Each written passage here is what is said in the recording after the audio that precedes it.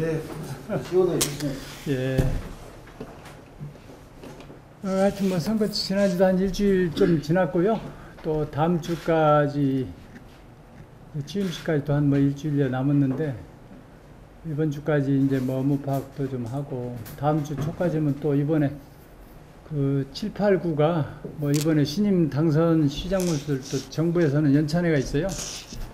정부 각 부처 이제 시책을 소통하자고 그래서 전국 시장군수 당선자들하고 그 중앙부처 장관님들하고 소통하는 기회가 있어서 아마 수목금 다음 주에 제가 없을 것 같아서 또 어쨌든 또 어떤 감사 말씀도 드리고 당부 말씀도 드리고 해서 티타임 한번 필요할 것 같다고 모셨는데 바쁘신데 와주셔서 감사합니다.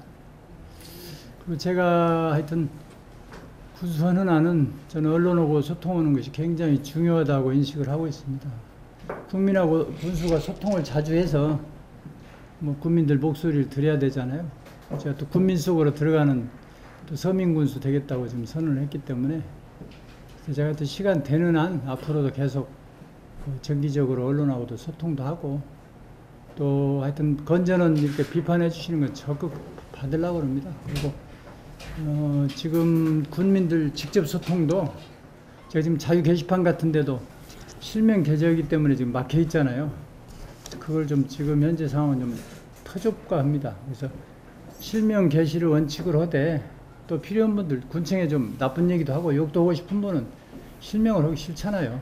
그런 경우는 또 하실 수 있도록 좀 한번 터놓으려고도 하고 또 요새 뭐 청와대에 서는 것처럼 국민들 의견 받는 장치도 있으면 하고 또 어떤 현대판 신문고식으로 어떤 정기 날짜를 정해서 국민들이 자유롭게 군수에게 바라는 국민의 말씀도 하시면 좀 듣고 이렇게 자유하게 개방을 좀 하려고 합니다. 그래서 그런 측면에서 오늘 그 언론인들하고 한번 소통 간담회를 하는 것이 좀 좋을 것 같아서 모셨습니다. 근데 지금 점심 같이 잘 안 드시죠? 다음엔 이제 저 간담회 때 점심도 드십시다. 저 식사비 10,000원씩 같이 내면 되잖아요. 저도 그래서 이번에 이제 선거 문화도 바꾸자고 그래가지고 어쨌든 그 체질을 할 수밖에 없어요. 그래서 이번에 저는 각 우리 그 선거 캠프도 모일 일 있으면 10,000원씩 모금함 놓고 10,000원씩 걷어서 떳떳이 먹자고 그렇게 했습니다. 그래야 뭐 다음에도 편하잖아요. 그래서 다음에 10,000원씩 내고 같이 식사도 하십시다, 편하게. 그래서 우선은 그 못 먹어요? 같이 10,000원씩 내서 먹으면 괜찮을 거예요. 일단은 이번에 그 선거에서 그 부족한 제가 하여튼 과분하게 국민들 지지를 받아서 당선이 돼서 저 나름대로는 국민들께서 정말 어려운 숙제를 저한테 주시려고 이러한 선거 혁명을 해주셨다고 생각을 합니다. 그래서 저는 이번에 정말 고창군이 엄청난 에너지를 발휘를 했다고 생각이 되는 게 잘 아시겠지만 전국적으로 뭐 230여 개 지자체 선거가 있었는데 어쨌든 민주당 그 초강풍으로 문 대통령 혼자 그냥 선거 운동 다 하셔버렸잖아요. 그래서 지방선거인데도 불구하고 지역의 이슈가 다 묻혀버렸습니다.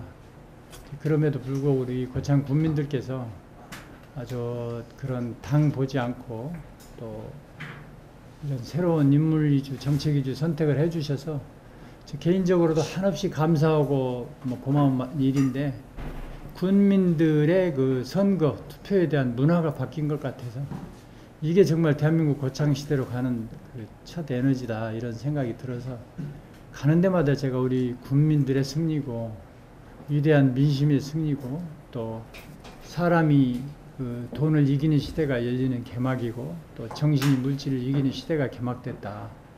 이게 고창군이 새로운 대한민국 고창시대로 가는 어떤 기폭제가 된다 이런 생각을 하고 있는데 뭐 이런저런 또 에피소드가 많이 나오는 게 엊그저께도 그 전에 고창 출신 그 신국준 교육장님 계셨잖아요. 영덕 출신. 그분이 여쭤본 게 그저께 저녁 때 식사하시다 전화가 왔어요. 그래서 뭐 안부하시면서 내가 정말 고창 군민들 때문에 저녁 식사 모임 자리 가서 박수를 받았다고 그래서 왜 이렇게 그러십니까 했더니 이번 전라북도 투표 보니까 고창 군민들 민도가 제일 높다고 그래서 고창 사람이 자랑스럽다고 박수를 쳐줬다는 그런 에피소드도 있고 하시는데 어쨌든 이번에 그 큰 변환점이 된 것 같아서 엊그저께 제가 저 국회에 가서 우리 고창 출신들 국회의원님들도 인사도 드리고 이렇게 하면서 제가 그래서 그런저런 우리 역사의 전환점이라는 생각이 들어서 우리 김대중 대통령 그 묘소에 가서 제가 참배를 했습니다. 그래서 그분이 행동하는 양심이 이제 역사를 바꾼다고 하셨는데 과연 그런 가능성이 열렸다는 생각도 들고 이게 이제 동학농민혁명의 후예로서 의향의 그런 기운이 아닌가 싶어서 김대중 선생이 동학농민혁명을 평가할 때 5천년 민족사의 광희라고 이렇게 평가를 하셨거든요. 우리 5천년 민족사의 가장 빛나는 한 부분이었다고 평가를 하신 거죠.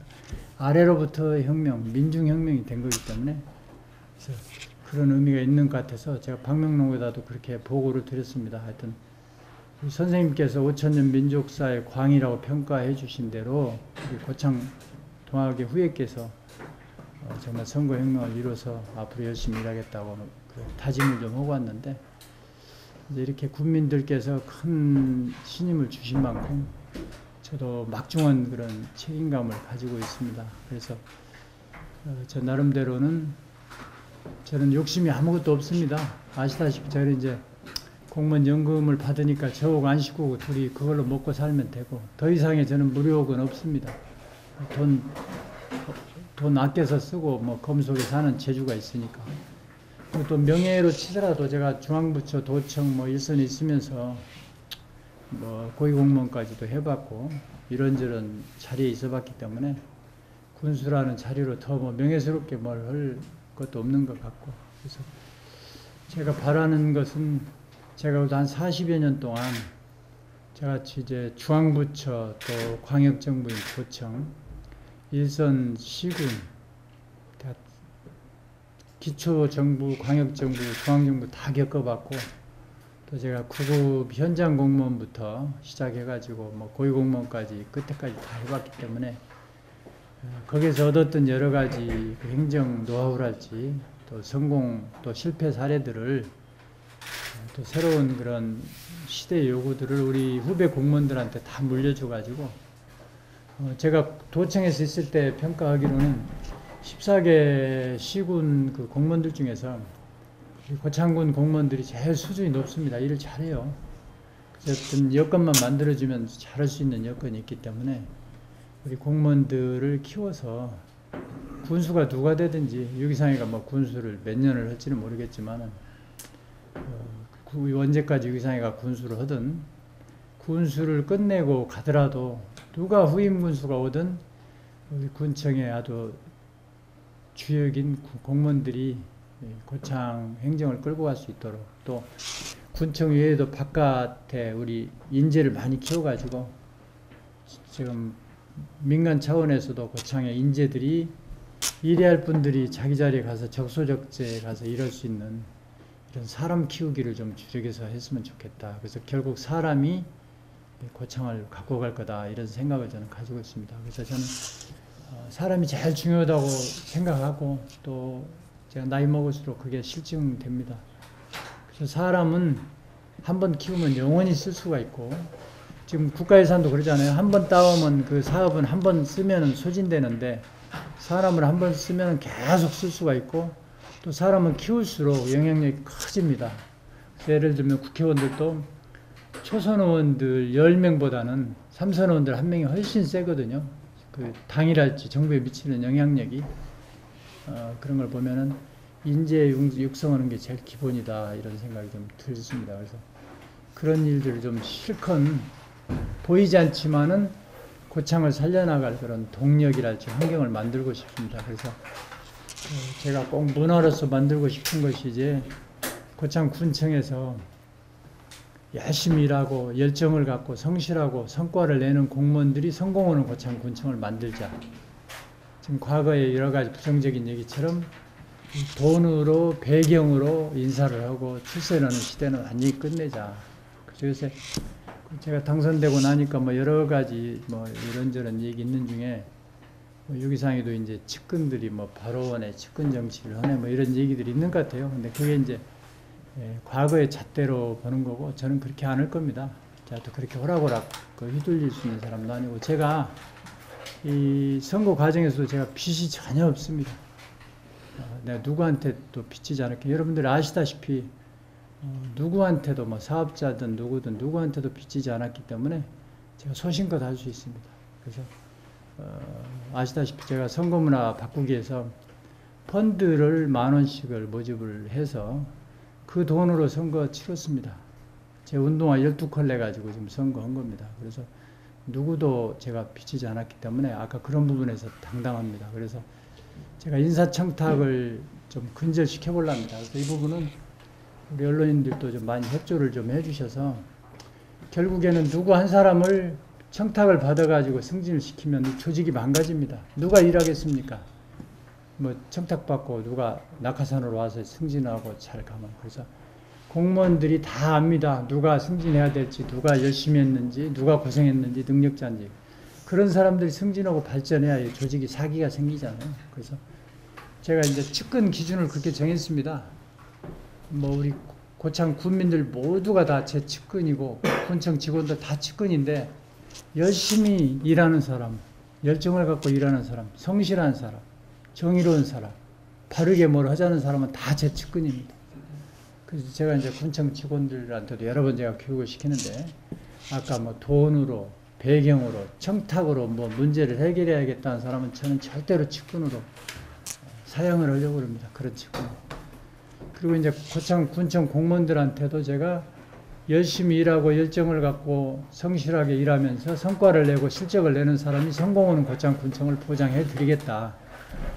저도 아시다시피 그 맨주먹으로 뭐 바닥에서부터 현장서부터 시작해서 어쨌든 고위공무원직가 가는데 난관도 많았지만은 그래도 공직에서 제가 아무런 백도 없고 돈도 없고 맨주먹을 했지만은 열심히 일해주는 사람을 그래도 발탁하는 상사들하고 만나서 제가 또 이렇게 간 거잖아요. 그래서 저도 그런 상사가 되고 싶습니다. 그래서 적어도 유기상이가 있다 간 군청에는 반드시 열심히 일하는 사람들, 성실하고 인하하고 이런 공무원들이 주류가 되도록 그렇게 바꿔놓겠습니다.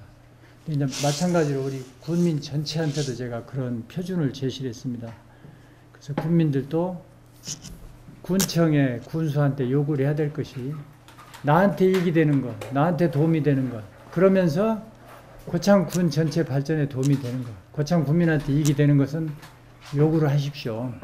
그리고 두 번째는 나한테 이익이 되고 나한테 플러스가 되는 좋은 일인데 고창 군에는 아무런 피해가 없는 것, 국민들한테 다른 사람한테 피해 주지 않는 것, 그건 요구하십시오. 근데 나는 좋은데, 나는 이익이 되는데 국민들한테는 손해되는 것, 군청에는 손해되는 것, 그런 일은 절대 요구하지 마십시오. 제가 선을 그었습니다. 그래서 그런 요구하는 사람들은 제가 측근으로 안 두려고 합니다. 그래서 그런 표준을 자꾸 두어서 국민들 생각도 그렇게 하고 공무원들 생각도 그렇게 가는 방향으로 좀 열심히 좀 해보려고 합니다. 그래서 모든 그 행정을 그런 기초적인 문화를 투명하게, 바르게, 정의롭게 이렇게 바꿔나가는 쪽에, 그 다음에 기존에 좋지 않은 관행, 이 적폐들은 다 이렇게 정리를 하고 도려내고 새로운 시대에 맞는 새로운 행정 문화를 만들자, 그런 얘기를 하고 있습니다. 그래서 제가 오늘 그 업무보고를 받으면서 계속 제가 공무원들한테 제시하는 기준이 이 사업이 필요하냐, 이 민원을 해결해 줘야 되냐 기준을 과거에는 이 법규에 맞느냐, 예산이 있느냐, 가능하냐 이걸 따지는데 이거는 후순이고 가장 먼저 우리가 따져야 될 게 첫 번째는 이게 고창 군민한테 필요한 일이냐, 고창 군민이 원하는 일이냐, 이게 첫 번째 기준입니다. 두 번째는 그러면서 고창 미래 발전에 장기적으로 도움이 될 거냐, 두 번째 기준. 이 두 가지가 충족이 되면 일을 하자. 그 다음에 이제 우선순위죠. 고창 군민이 원하는 사업이고 필요한 사업이고 고창 군 미래 발전에도 도움이 된다. 그러면서 시급히 조치할 필요가 있다. 이거는 우선순위로 해야죠. 이게 우선순위 사업이다. 이렇게 정했습니다. 그래서 이 기준으로 정해서 필요한 사업은 법이 없었다, 제도가 없었다, 예산이 없었다. 이거는 다 우리가 돌파해야 됩니다. 법이 없으면 법을 만들고, 법이 안 되면 법을 고치고 해서 해결해야죠. 요거 해결하는 일은 이제 군수가 앞장서서 해야 할 일이고, 우리 공무원들은 국민들 위해서, 국민들 밥그릇 만드는데 필요한 일은 앞장서서 하자. 이렇게 지금 그 기준을 제가 제시를 하고 있습니다.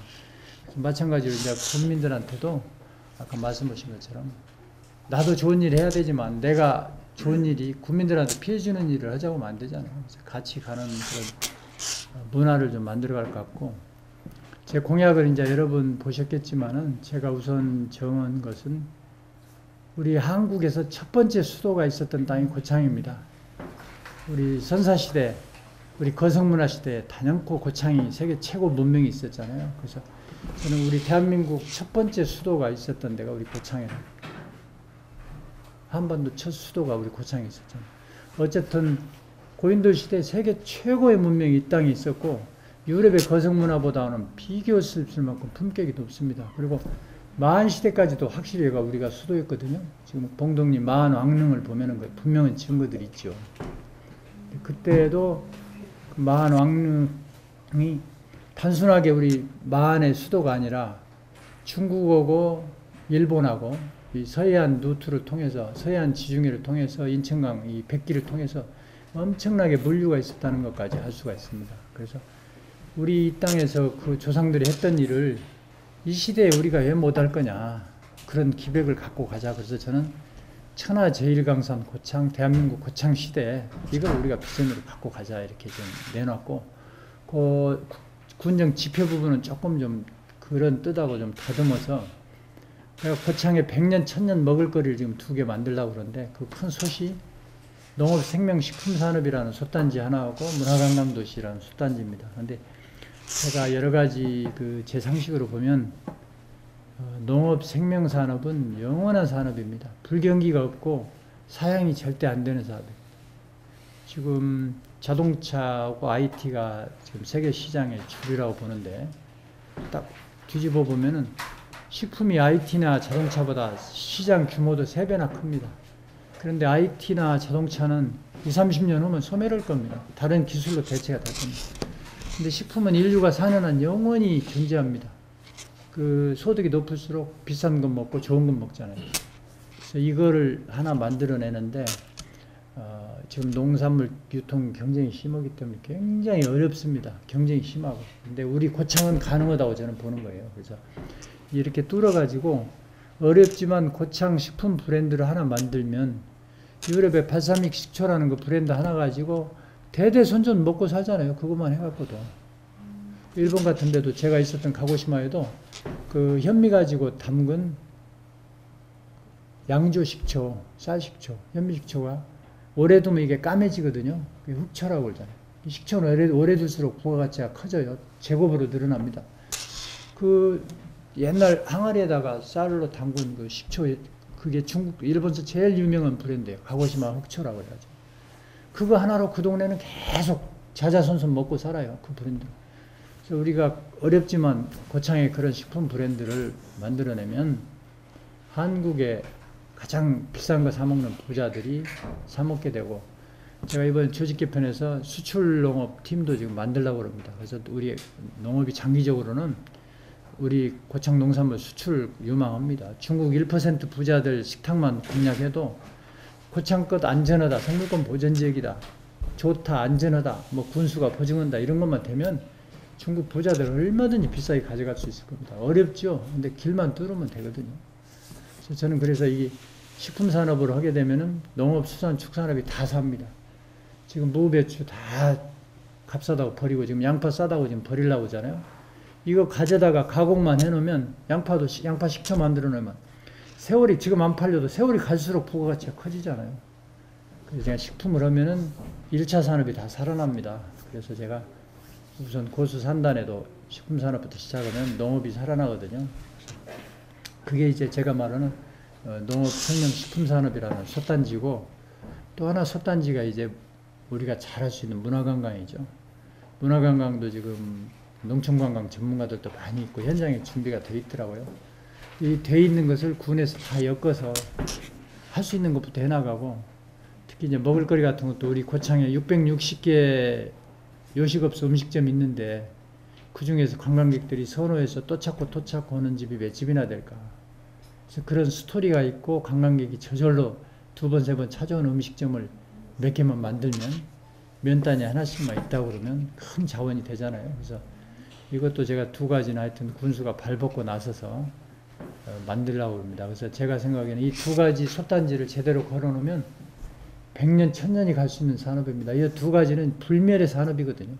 나머지 기술적인 제조업 이런 거는 기술 변화 때문에 늘 바뀌지만 먹고 사는 문제하고 문화관광은 사람 사는 한은 존재하는 가치가 있고 오래 갈수록 가치가 있기 때문에 이 두 가지 솥단지 거는데 제가 매진하려고 합니다. 그래서 그 나머지 이제 복지 같은 것은 제가 국민 자존심을 살리려고 자랑스러운 고창 살리기 운동을 열심히 하려고 합니다. 우선 길을 살려야 되거든요. 우리는 할 수 있다, 된다. 고창이 수도했다. 우리가 한반도 최초에 수도했다는 거 인식만 해도 고창 사람들은 훨씬 프라이드 느껴질 거예요. 있는 역사인데 우리가 활용을 못 하잖아요. 그리고 지역경제 살리기도 그 일환에서 제가 하려고 그러는데 저는 같은 값이면 고창 사람을 키워주고 써주고 고창 물건 써주고 팔아주고 고창 기업들 키워주고 하는 일을 군수가 앞장서서 하려고 합니다. 이게 지역경제 살리기의 기본이고 고창 기살리기 기본입니다. 사람이 좀 부족하고 기술이 부족하더라도 고창 사람들한테 기회를 주어야 우리가 축적이 되잖아요. 그래서 그런 걸 해나가려고 합니다. 그래서 저는 제도를 만들어가는 이런 인적 자원, 기술 자원을 축적하는 일을 좀 하려고 합니다. 그런 측면에서 제가 문화관광 재단도 만들어서 문화관광 쪽에 인재들하고 노하우를 계속 축적해 나가려고 합니다. 그래서 그런 기본을 만들어가는 군수가 돼야 되겠다는 생각이 들면서 복지도 결국에는 시민운동으로 해야 됩니다. 공공복지 국가 우리 예산 가지고 할 수 있는 건 한계가 있거든요.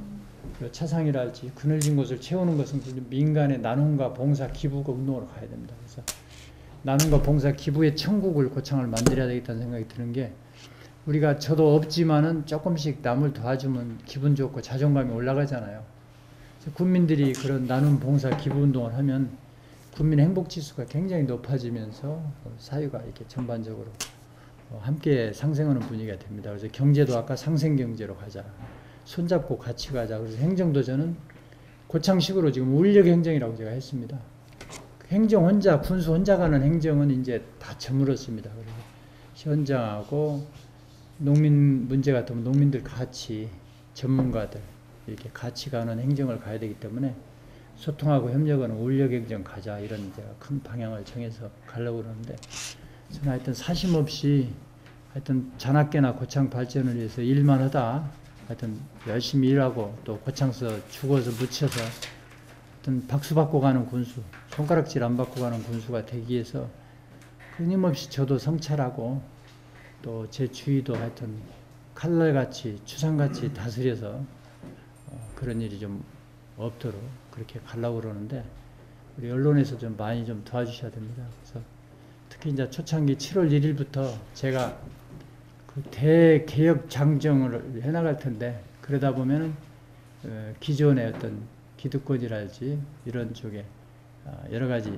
잡음도 나오고 또 소리가 나올 수도 있습니다. 근데 개혁에 이제 그 정도 진통은 있어야 되니까 그런 부분에서도 그 고창이 새로운 역사를 가야 된다는 필요성이나 이런 거에 대해서 많이 좀 도움을 주시고 특히 하는 과정에 있어서 방법이나 길이 틀린 거에 대해서는 얼마든지 그 건전한 비판을 해주시면 제가 수용을 해서 고치고 받아들이고 그렇게 하겠습니다. 그래서 결국 언론의 저 비판 기능을 저는 굉장히 존경하고 존중합니다. 그래서 그런 건전한 그 건강한 긴장 관계가 있는 것은 우리한테도 자극이 되기 때문에 그렇게 좀 해주시고 하여튼 뭐 초반에는 또 이제 허니문도 있고 하니까 잘 좀 봐주시고 하여튼 건강한 건전한 긴장은 있을 수 있도록 가끔 좀 공무원들도 좀 긴장하게 좀 해주십시오. 그래서 하여튼 건전한 우리가 것들은 얼른 받아서 또 방향도 바꾸고 그렇게 좀 해나갈 각오로 좀 해나갈 계획이고요. 우선 인수위원회 부분은 저희가 보도자료 냈습니다만은 어차피 그것도 하나의 틀을 깨는 게 필요하다 싶어서 관행적으로는 인수위원회 대신에 실무적으로 인수인계하고 추진 뭐 조용히 준비를 하고 정책 부분은 1차 간담회를 하고 제가 취임 이후에 계속 다듬어 나가서 정리하려고 합니다. 그리고 특히 지금 현안으로 집중적으로 해야 될 것들 고수 산단 기회비치 문제랄지 뭐 함토백이랄지 이런 그 중점 문제는 각 부서별로 TF를 만들어서 집중적으로 연찬해서 하도록 준비를 하도록 하고 제가 들어가면 거기에 이제 뭐 농협이랄지 각 주체별로 같이 해결해야 할 분들이 모여서 협치를 통해서 전문가들 자문을 통해서 조속히 좀 방향을 정리를 해서 나가야 되겠다는 생각이 드는데 하여튼 갈 길은 많고 할 일도 많은데 또 현실 여건은 좀 부진 면도 있고 그렇습니다. 그래서 그런 부분들 언론들께서 많이 좀 도와주시고요. 혹시 이제 인사나 이런 것도 좀 관심이 가지실 텐데 저는 뭐 아직 인사에 대한 구체적인 보고나 상황 판단은 안 했습니다만 제가 인사에 대한 큰 원칙은 아까 말씀드린 대로 열심히 일하고 고생하고 열정을 갖고 일하고 성과를 내는 사람이 성공하는 인사가 돼야 된다. 적소적재, 적재적소 인사가 돼야 된다. 뭐 그런 거 원칙이고 그 다음에 저는 소수직렬, 뭐 여성도 포함해서 소수직렬이나 소외된 곳에 그늘진 곳에 대한 배려도 인사에 필요하다고 봅니다. 그래서 제가 아침에도 잠깐 소개했는데 제가 98년도에 김한주 시장님 모시고 전주시에 들어가서 계획을 하면서 그 소수직종 직렬들은 7급까지 티오가 없으면 정년할 때까지 7급밖에 못 하잖아요. 6급까지 없으면 6급까지 못 하고 그래서 이거는 아닌 것 같다. 그래도 모든 직렬의 공무원들이 한 20, 30년 근무하면 면장은 다 할 수 있는 관리 능력이 생겨요. 그러면 그분이 열성이나 능력에 따라서 사무관 가든 못 가든 길은 열어줘야 희망이 생기잖아요. 그래서 제가 그때 전주시 동장들 보직 직렬을 다 열어가지고 소수직렬들, 뭐 화공직, 기계직, 사서직, 뭐 도서관 사서들까지도 다 면장, 동장 갈 수 있도록 다 열어줬습니다. 그게 이제 전국적으로 획기적인 모델 사례가 돼가지고 다른 시장군수들이 많이 베껴갔어요.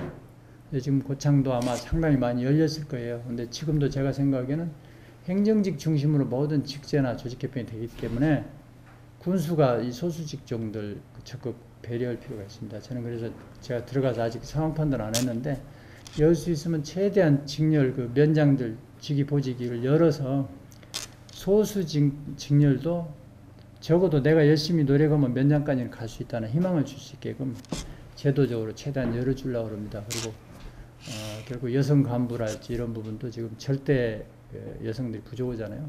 그런 부분들 소수 직렬들, 소외된 직렬들, 여성이랄지 이런 쪽은 상당히 일정 부분까지는 배려할 필요가 있습니다. 그래서 행정직들이 절대 다수이기 때문에 항상 행정직렬이 자리가 많이 나오면 행정직들은 행정일절이니까 행정직이 가야 된다고 이런 생각들을 갖고 있어요.